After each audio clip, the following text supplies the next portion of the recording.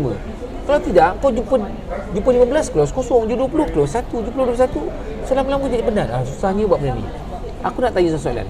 Apabila kau close klien kau baru ni semalam, bila kau close je kan, dan kau tak sangka, apa kau rasa? Hai, saya rasa dunia aku yang punya. Gila. Dia punya feeling tu lain macam. Lagi-lagi stranger. Referral lah tu. Referral stranger.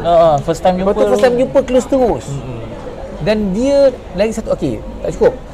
Asalnya tak percaya dengan kau, dia boleh percaya, dia kau convert. Itu semua adalah kita panggil star event. Star event ni kata momen-momen berbunga dalam kehidupan kau. Kau kena ingat benda tu. Okey.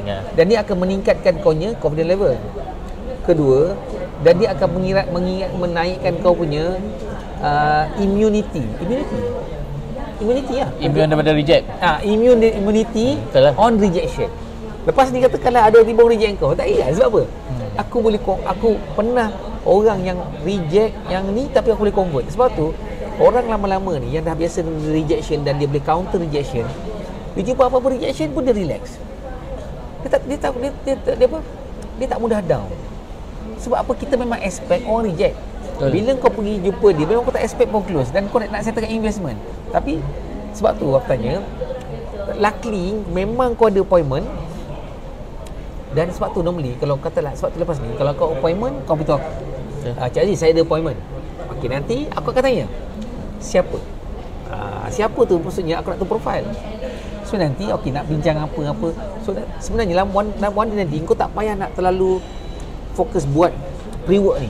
Kau gunakan kat sini je. Sebab apa? Dah biasa. Siapa ni? Cikgu. Tapi lama-lama nanti kau tell sendiri lah, tengok cikgu je, kau tahu dia cakap apa. Businessman. Macam ni kita memang, ini buat planning. Ini memang high level punya planning lah. Okey, sekarang ni businessman. Macam dah tahu. Ada video Cik Aziz Rosli Muhammad kata, dia tengok orang tu pun dia tahu lah. Dia boleh close tak. Tengok dah tahu dah. Dia pakai baju merah je Rosli Muhammad tu. Tak ingat. Aku record dia tadi. Baju merah. Okey. Age, waktu, occupation. Okey. Kalau katakanlah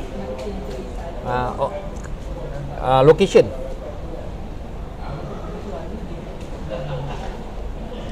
Kat mana dia orang lepak? Contoh, rumah, kau tahu rumah ni harga dia average 750,000 ke atas, Elmina katakan. Takkanlah income orang yang beli kat situ harga 2,500 tu. Betul. So kau tahu dah. So biasanya rumah macam tu, masjid dia macam mana? Sederhana.